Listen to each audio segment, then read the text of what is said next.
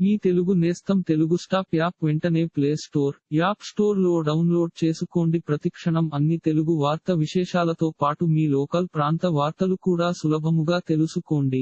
ఏపీలో ఎన్నికల కౌంటింగ్ కొనసాగుతోంది. ఈ ఫలితాల్లో టీడీపీ కూటమి సత్తా చాటుతోంది.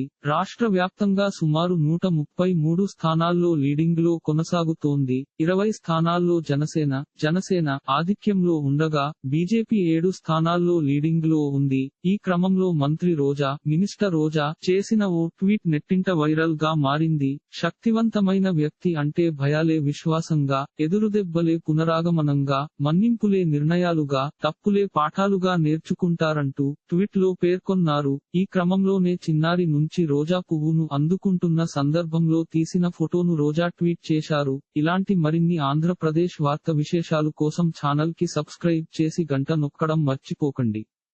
ఈ వీడియోని తోటి మిత్రులకి షేర్ చేయండి. మీ అభిప్రాయాన్ని కామెంట్ లో తెలపండి.